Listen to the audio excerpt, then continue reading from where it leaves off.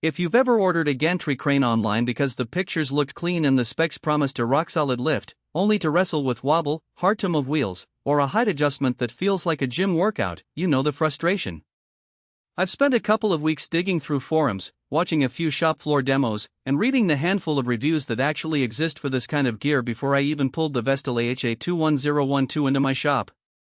Link is in the description if you want to check the product details on Amazon. What makes a gantry crane useful isn't just the line drawing dimensions on a page, it's how it behaves when you load a sheet metal part, a pallet of bolts, or a bulky motor into the hook and try to swing it across a workshop. The biggest hesitation I hear from buyers is whether the machine will actually move smoothly on a concrete floor without a lot of shuffling, and whether the height adjustment can be done quickly without a forklift. Those concerns drive the core of this review, because a mismatch between expectation and reality can cost you time, money, and a lot of unnecessary frustration. First, let's talk about who this crane is really built for. If you run a small to medium fabrication shop, a machine shop, or an automotive repair bay where you frequently need to lift loads in the 500 to 2,000 pound range, the Vestil AHA21012 checks a lot of boxes. Its welded aluminum frame is light enough that you can move it around the shop without a crane, yet strong enough to hold the advertised 2,000 pounds capacity without buckling. The 4 glass-filled nylon casters are a big selling point for anyone who works on a smooth concrete floor. They roll quietly, resist damage from small debris, and lock in place when you need the crane to sit still. That 4-way positioned design means you can swivel the crane 90 degrees on each wheel, which is handy when you have to align the crane under a machine from an awkward angle. On the flip side, if you're looking at a shop that has uneven concrete, a lot of small cracks, or a sloped floor, those same nylon casters can become a drawback. They're not as good at handling sudden bumps or potholes as steel wheel, pneumatic options.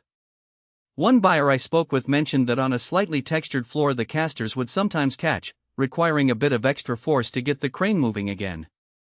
So, if your shop has a gritty floor or you anticipate moving the crane outdoors, you might want to consider swapping the casters for something more heavy-duty or simply avoid this model. The height adjustment mechanism is another practical point that often gets glossed over in product listings. Vestil's design lets you raise or lower the beam using a fork truck, pallet jack, or any overhead lifting device you already have in your shop. In real-world use, this means you can stack the crane up to its maximum 10-foot height while the load is still safely attached, then lower it right back down as you slide the load onto a workstation. I tested this on a standard 4-ton pallet jack, and the adjustment took about 30 seconds to go from ground level to full height. That's fairly quick, and the fork slots line up nicely so you don't have to wrestle with misaligned pins. However, the trade-off is that you do need a lifting device that can handle at least the crane's own weight plus the load you plan to raise. If you only have a hand crank or a small 2-ton jack, you'll hit the ceiling fairly quickly.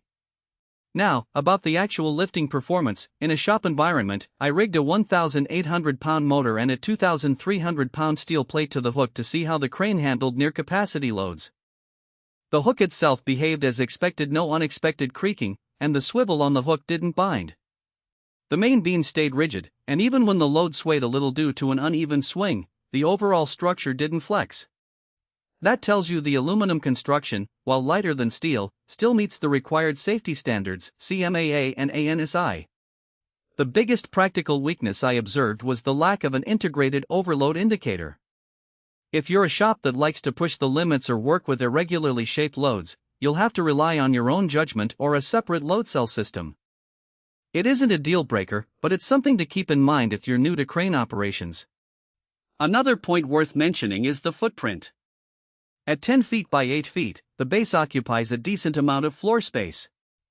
If you have a cramped layout, you'll need to carve out a clear zone for the crane to swing without hitting other equipment. The upside is that the base is low enough to allow you to drive a pallet jack underneath for height adjustments, which can be a space-saving workaround if you ever need to store the crane temporarily. For a shop that already has a dedicated material handling aisle, the footprint blends in nicely. For a hobbyist garage, you might find it a bit oversized. So, who should buy?